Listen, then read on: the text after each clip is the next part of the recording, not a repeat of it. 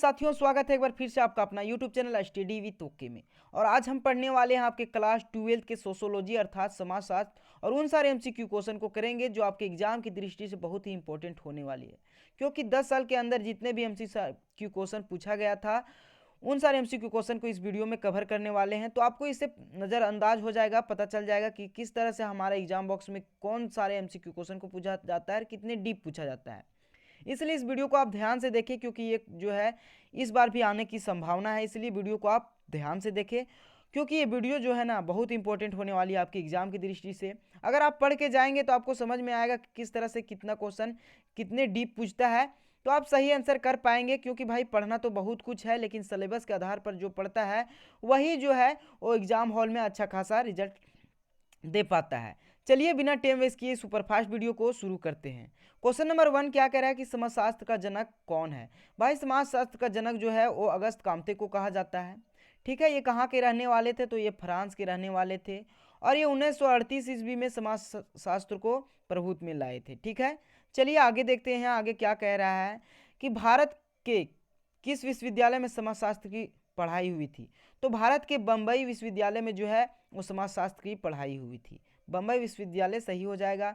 Next question कह रहा है कि क्रिप्स योजना जो है वो कब प्रारंभ हुआ था। तो भाई क्रिप्स योजना जो 1942 ईस्वी में हुआ था। ठीक है, आपको अगर इस तरह से भी याद रख सकते हैं कि असहयोग आंदोलन जो है भारत छोड़ो आंदोलन जिस समय शुरू हुआ था उस समय क्रिप्स योजना जो हुआ वो भी शुरू हुआ था। इस तरह से भी आप याद रख सकते हैं। आगे देखते हैं कि समाजशास्त्र की उत्पत्ति किन भाषाओं से हुई है भाई। तो लैटिन और ग्रीक मिलकर जो है वो समाजशास्त्र का उत्पत्ति हुआ। ठीक है, लैटिन और ग्रीक हो जाएगा। समाजशास्त्र का अर्थ क्या होता है भाई, तो समाज में रहने वाले व्यक्ति या दो से अधिक व्यक्ति का जो बोध कराता है उसको हम लोग समाज कहते हैं। ठीक है, चलिए आगे देखते हैं आगे क्या कह रहा है कि मानव समाज एवं संस्कृति एक इतिहास कहाँ से शुरू होता है। तो भाई जो है ये समाज और संस्कृति कहाँ से शुरू होता है, तो गांवों से शुरू होता है। आप इससे नज़रअंदाज लगा सकते हैं कि कहाँ से शुरू हो सकता है। चलिए आगे देखते हैं आगे क्या कह रहा है कि भारतीय समाज का विभाजन कई आधारों पर हुआ है। यह विभाजन कहलाता है, तो ये विभाजन जो है वो समुदाय कहलाता है। समाज का विभाजन होता है उसी को हम लोग समुदाय कहते हैं। चलिए आगे देखते हैं आगे क्या कह रहा है कि आर्थिक आधार पर समाज कितने वर्गों में विभक्त है। तो भाई आप देख सकते हैं 3 वर्गों में विभाजित है। ठीक है, 3 वर्गों में विभाजित है। चलिए आगे देखते हैं आगे क्या कह रहा है कि असहयोग आंदोलन के पृष्ठ तैयार करने में असहयोग आंदोलन के पृष्ठ तैयार करने में निम्न में से कौन सा कारण महत्वपूर्ण रहा। तो इसका सही आंसर हो जाएगा खिलाफत आंदोलन, रोलेट आंदोलन एवं जवालिया वाला बाग। ये सारे जो हैं ये असहयोग आंदोलन के पृष्ठभूमि पर भूमिका निभाए थे, इसलिए ऑप्शन नंबर इसमें सही हो जाएगा। चलिए आगे देखते हैं आगे क्या कह रहा है कि सन 1990 में गांधी जी द्वारा किस आंदोलन की शुरुआत दांडी यात्रा में हुआ था। तो इसका सही आंसर क्या हो जाएगा सविनय अवज्ञा आंदोलन। सविनय अवज्ञा आंदोलन जो है 1930 ईस्वी में शुरू किया गया था और दांडी यात्रा भी उसी समय शुरू किया गया था उसी के आधार पर। चलिए आगे देखते हैं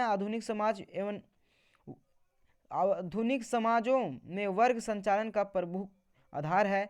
तो क्या हो जाएगा जाति, धर्म, अर्थ, इनमें से सभी। तो सही आंसर इसमें क्या हो जाएगा, तो हो जाएगा अर्थ। ठीक है, अर्थ जो है समाज वर्गों को संचालन प्रमुख आधार है। चलिए आगे देखते हैं आगे क्या कह रहा है कि समाजशास्त्र का जनक किसे कहा जाता है। समाजशास्त्र का जन्म किस देश में हुआ, सॉरी समाजशास्त्र का जन्म जो है वो फ्रांस में हुआ। कहाँ पे हुआ है, तो फ्रांस में हुआ है। ऑप्शन नंबर इसमें डी सही हो जाएगा। चलिए आगे देखते हैं आगे क्या कह रहा है कि इंडियन सोसाइटी नामक पुस्तक के लेखक कौन है। तो इसका सही आंसर क्या हो जाएगा SB दुबे जो है इंडियन सोसाइटी पुस्तक का लेखक है। आगे देखते हैं कि भारत की वर्तमान आबादी कितनी है। तो 1 अरब से भी अधिक है, लगभग 1 अरब से अधिक है। ऑप्शन नंबर ए सही हो जाएगा। चलिए आगे क्या कह रहा है कि निम्न में से भारत में किस राज्य में साक्षरता दर सबसे कम है। तो सबसे कम बिहार में है। क्या है, बिहार इसमें सही आंसर हो जाएगा। भारत में जनाधिक्य का मूल कारण क्या है। तो जनाधिक्य का मूल कारण इसमें क्या हो जाएगा प्रजनन शक्ति। ऑप्शन नंबर सी हो जाएगा प्रजनन शक्ति। चलिए आगे देखते हैं आगे कह रहा है कि नई राष्ट्रीय जनसंख्या नीति कब घोषित किया गया था। तो सही आंसर हो जाएगा 2000 ईस्वी में। क्या हो जाएगा 2000 ईस्वी में नई राष्ट्रीय जनसंख्या नीति का घोषणा हुआ था। ठीक है, आगे देखते हैं भारत में प्रथम बार जनगणना कब हुआ था। तो भारत में 1872 ईस्वी में प्रथम जनगणना हुआ था। वही पूछा जाएगा कि सफल जनगणना कब हुआ, तो 1881 ईस्वी में।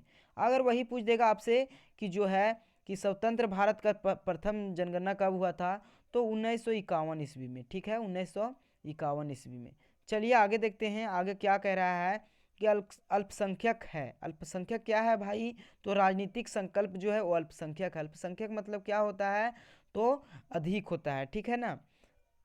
आगे देखते हैं कि भारत में सबसे अधिक शिक्षित महिलाएं वाला राज्य है। तो भारत में सबसे अधिक शिक्षित वाले महिलाएं जो हैं वो केरल में है। क्या हो जाएगा, केरल जो है सबसे अधिक शिक्षित महिलाएं वाला राज्य है और सबसे शिक्षित वाला भी राज्य है। भारत में सबसे कम साक्षरता दर वाला राज्य क्या है, तो बिहार हो जाएगा। बिहार में सबसे कम साक्षरता पाया जाता है। आगे देखते हैं भारत की जनसंख्या विश्व की जनसंख्या का कुल कितना प्रतिशत है, तो 16% हमारे भारत में निवास करते हैं पूरा विश्व की जनसंख्या के मुताबिक। आगे देखते हैं निम्न में से कौन एक जाति है, तो वैश्य, राजपूत और शूद्र ये सभी जाति हैं। ऑप्शन नंबर डी सही हो जाएगा, क्योंकि आपने 4 वर्णों के बारे में इतिहास में पढ़े होंगे। 4 वर्ण कौन कौन से थे, तो वैश्य थे, शूद्र था, ब्राह्मण था और राजपूत क्षत्रिय था। ठीक है, आगे देखते हैं आगे क्या कह रहा है। क्वेश्चन नंबर 23 है, भारतीय सामाजिक व्यवस्था का महत्वपूर्ण पहल क्या है। तो जो है ये महत्वपूर्ण पहल क्या है भाई, तो इनमें से सही हो जाएगा और इनमें से सभी हो जाएगा। क्यों, क्योंकि धर्म और जाति व्यवस्था और संयुक्त परिवार जो है सामाजिक व्यवस्था है। क्या है, भारतीय समाज का एक व्यवस्था है। आगे देखते हैं आगे क्या कह रहा है हमारा ऑप्शन क्वेश्चन नंबर 24 है, निम्न में से कौन एक संस्था है। तो भाई विवाह जो है एक संस्था है। क्या है, विवाह संस्था है। भारत का सबसे बड़ा जनजातीय समूह कौन है, तो सबसे बड़ा जनजाति जो है भारत में वो गारो जनजाति है। क्या हो जाएगा, गारो जनजाति है। आगे देखते हैं आगे क्या कह रहा है।